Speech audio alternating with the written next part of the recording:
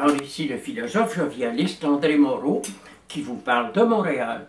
Je veux saluer ce soir en particulier notre groupe d'Haïti, notre groupe de Paris et toutes les autres personnes des pays francophones qui s'intéressent à la philosophie jovialiste et qui lisent mes livres qu'on peut maintenant se procurer sur tous les réseaux de librairies du web.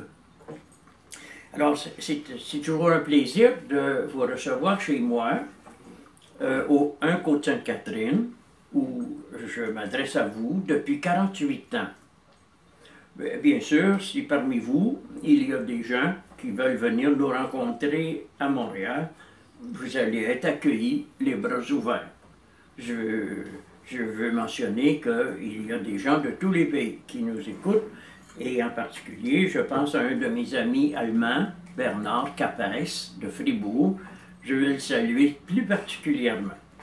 Alors, ce qui nous unit ici, c'est l'amour de l'intelligence. J'essaie d'être intelligent et avec mes livres, c'est plus facile de vérifier si je le suis ou non.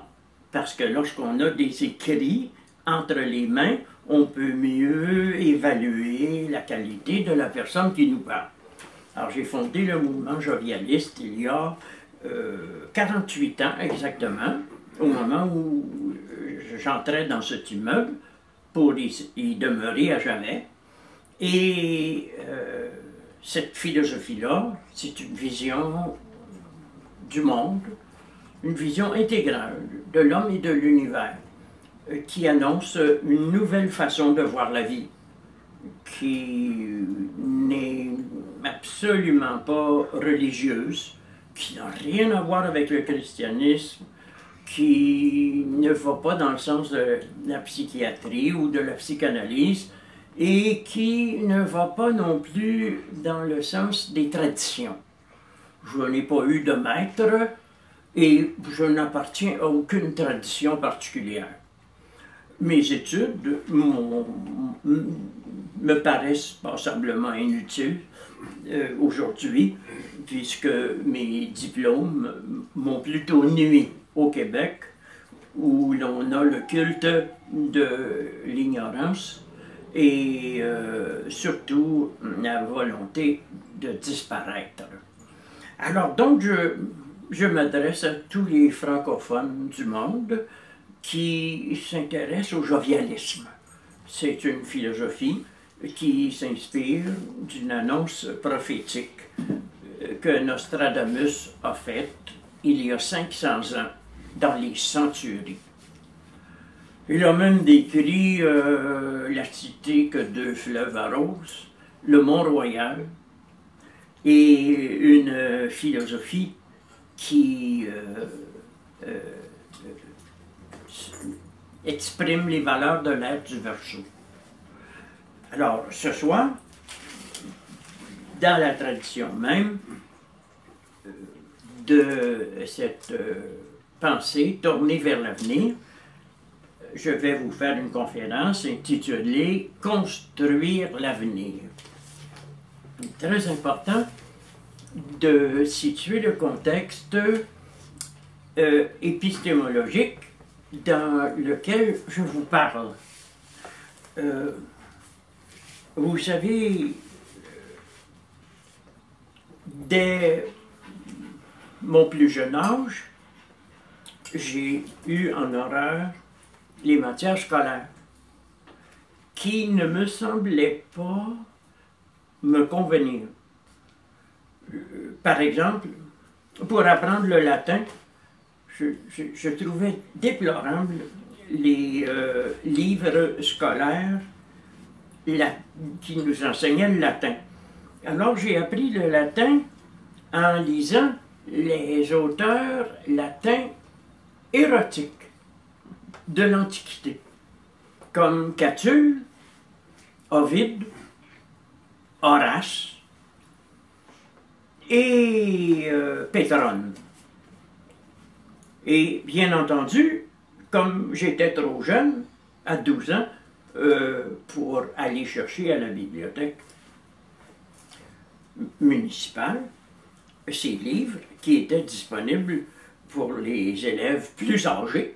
Alors je m'étais fait ami avec un élève plus âgé pour qu'il retire de la bibliothèque pour moi des livres qui m'étaient interdits. Et parce que je trouvais plus facile d'apprendre le latin en me masturbant que de user mes culottes sur les bancs d'école à lire des livres poussiéreux.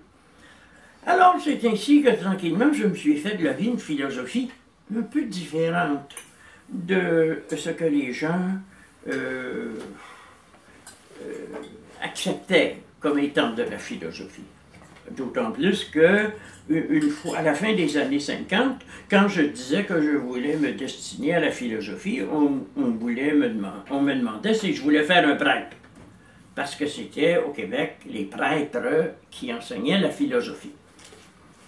Alors, moi, évidemment, je n'adhérais à aucune espèce de tradition. Je me sentais un esprit libre. Ma mère était une orpheline qui n'avait pas subi l'influence de la religion et qui était, on pourrait presque dire, malgré le peu d'éducation qu'elle avait, qui était un libre penseur. Quant à mon père, il était d'origine belge et il était carrément anticlérical. Alors, avec des parents qui m'enseignaient la liberté de penser et ce que l'on pourrait appeler la critique des institutions, je ne pouvais pas imposer ce que je pensais, si bien que j'étais un élève très courtois qui cherchait à se faire accepter jusqu'au moment où je serais assez indépendant pour pouvoir dire ce que je pensais. Ça a pris du temps. J'ai coulé mon cours classique. Après ça, j'ai vu refuser ma première thèse de licence. Plus tard, j'ai soutenu mon doctorat à la Sorbonne dans des difficultés considérables, parce qu'il y avait encore toutes ces questions de religion. Hein. Alors, moi, au Québec, je suis allé faire une thèse à la Sorbonne sur un philosophe du 18e siècle qui était protestant.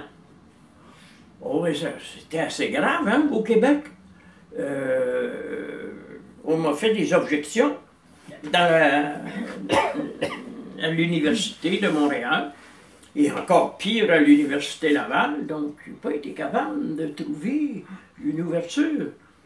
Alors, les résistances se sont multipliées, au point que la police a dû intervenir. Et comme je ne suis pas de nature à plier l'échine,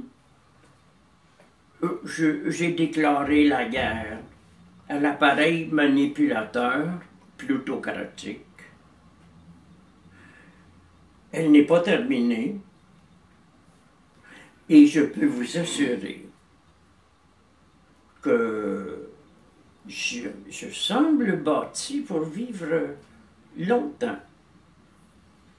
Et comme mon intelligence ne fait que s'accroître, en même temps que ma vitalité, alors je me dis que ça va être une lutte à finir. Parce que, évidemment,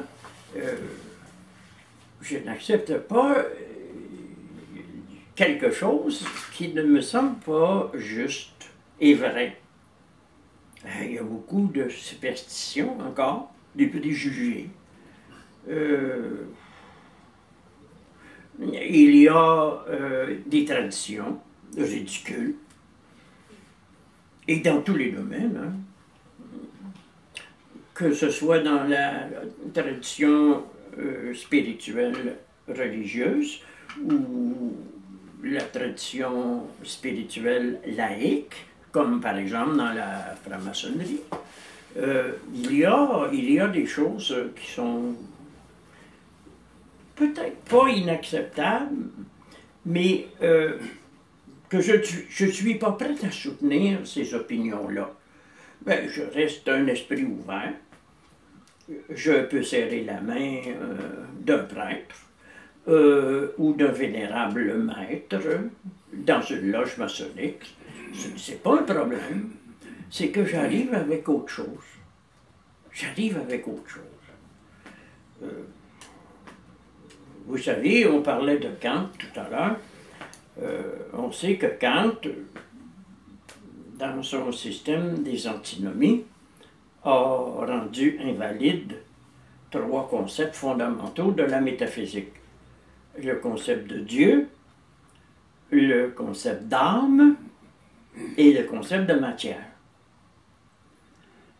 Non pas comme s'il s'agissait de fausseté, mais comme il l'a montré, comme s'il s'agissait de concepts problématiques sur lesquels on ne peut pas fonder une science vraie. Et moi, j'ai entrepris de les remplacer, ces concepts.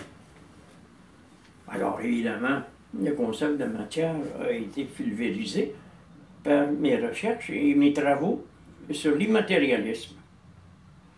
Ensuite, je m'en suis pris au concept d'âme en développant une position très proche de l'isomorphisme psychophysiologique.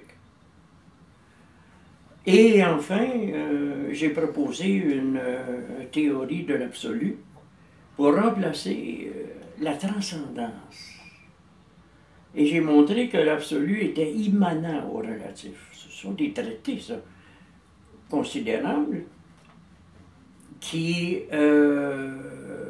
peuvent difficilement être ignorés, bien qu'on a tenté de les ignorer, mais ils sont là, puis ils sont inscrits, ils sont conservés au dépôt légal de Québec et d'Ottawa, et ils sont connus de quelques personnalités dans le monde.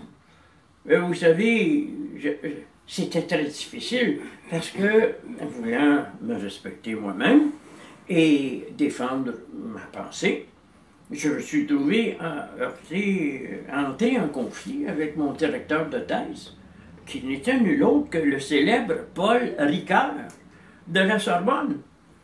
Alors lui, il avait publié un livre intitulé « Finitude et culpabilité ».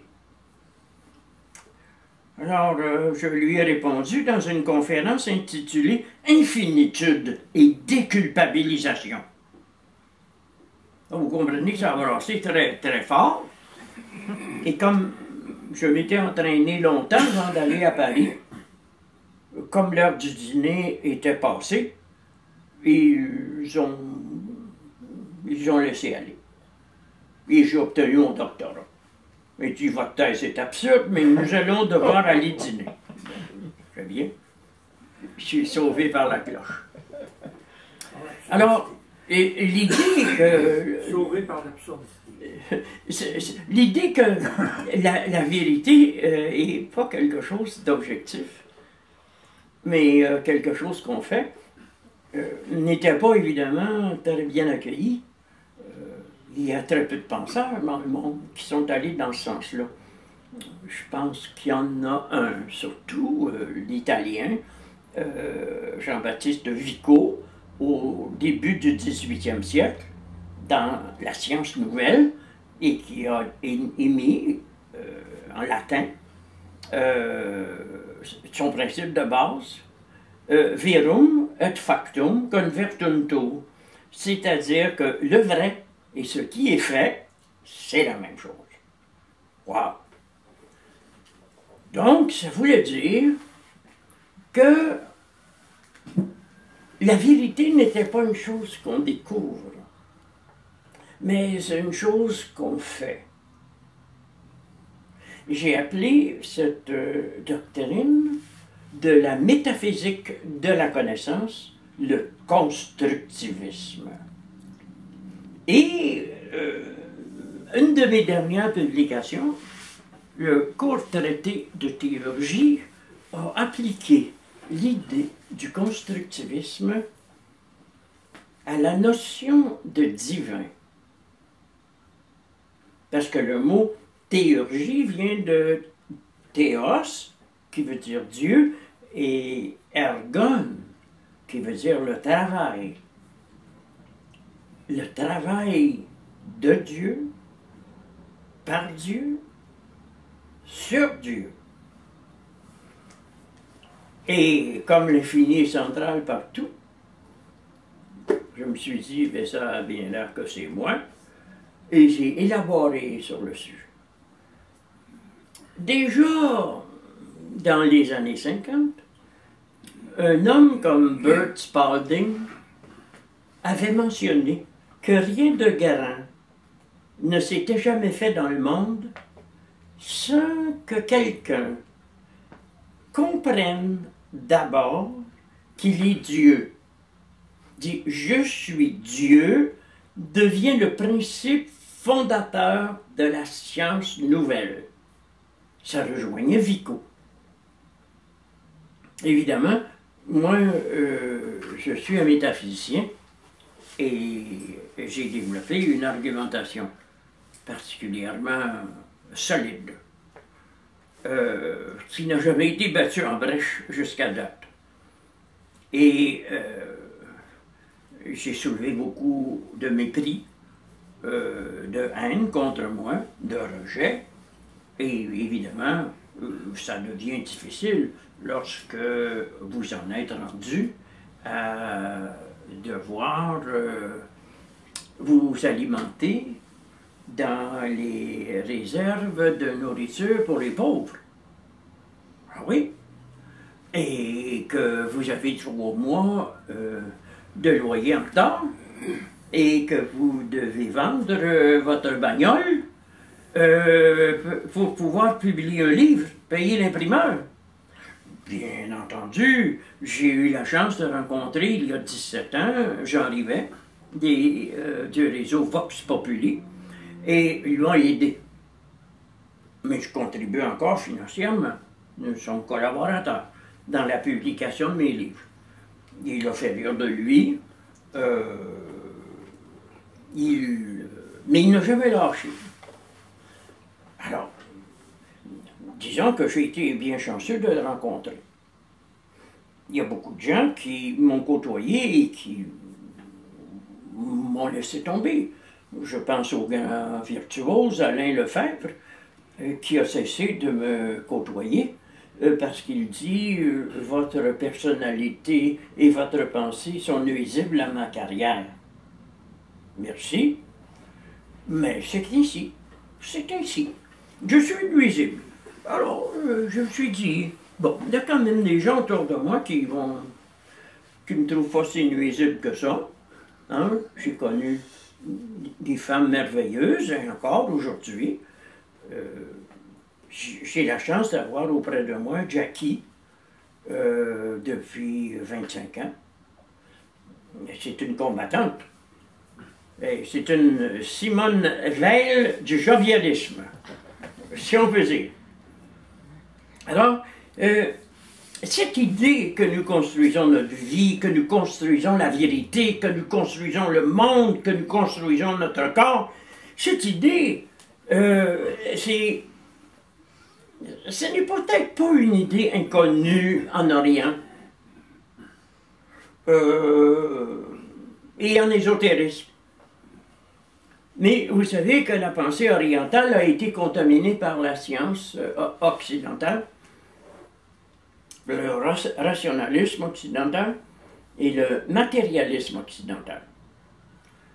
Les traditions spirituelles en Occident, elles sont rares. On en retrouve quelques-unes dans l'ancienne alchimie, mais les institutions comme la franc-maçonnerie, l'Église catholique, les Nations unies sont incapables de fonctionner librement puisqu'il y a, comment pourrait-on dire, un ministère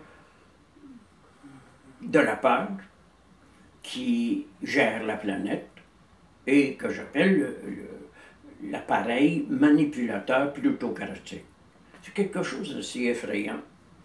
Et je déplore que le Canada, au cours des années qui ont suivi la dernière guerre mondiale, se soit impliqué dans des expériences de contrôle mental qui visaient à renforcer la mainmise de l'État sur les citoyens qui n'allaient pas dans le sens des choses de l'État. Alors, l'Université McGill a beaucoup à se faire pardonner à ce niveau-là. C'est une sorte de mafia qui s'est nourrie pendant quelques décennies de l'Institut McUltra, ou MKUltra, ça dépend comment vous le prononcez. Et ça, évidemment, ça s'oppose à la liberté de penser, ça s'oppose à ma définition de la liberté comme l'acte de nous laisser être et de laisser être les autres. Ça n'a rien à voir avec le contrôle mental. Alors, quand on construit la vérité, on est sûr de ne pas se tromper. C'est toute la différence entre l'éthique et la morale. La morale est caractérisée par l'hétéronomie, c'est-à-dire qu'elle nous parle de la loi des autres, alors que l'éthique est caractérisée par l'autonomie. Elle nous parle de notre propre loi. Et évidemment, l'éthique est quelque chose qui a un rapport avec un système de vie, une Weltanschauung, une vision du monde. Et ce livre que j'ai écrit, Mon éthique de l'excès, montre que l'éthique, elle est la clé du dépassement de l'individu. Mais un dépassement tout azimut. Au point qu'on puisse même en arriver à renoncer au concept d'homme, d'humain. Et c'est la raison pour laquelle je ne suis pas un humaniste. Je suis un théurgiste. J'enseigne à être Dieu. Mes élèves sont rares. Je me rappelle que Jean-Pierre Coallier m'avait invité lors d'une de mes nombreuses apparitions à la télévision, son émission, à signer le livre d'or. J'avais écrit ça. J'enseigne à être Dieu, mes élèves sont rares. Je pense qu'il l'a ri pendant 1 an. Chaque fois qu'il me voyait, il partait d'un rire homérique. Il dit, j'avais vu une signature comme celle-là. Ben oui, pour moi, on ne peut pas accepter les définitions toutes faites qu'on nous donne de l'homme. C'est un animal raisonnable, un mammifère évolué. C'est rendu qu'on va peut-être en arriver à dire que c'est un automate spirituel. Ou un être créé, mais qui est contaminé par une faute primitive, là, qui a fait de lui la victime, soit d'un péché originel, soit d'un karma. Vous savez très bien que ça n'a pas de sens.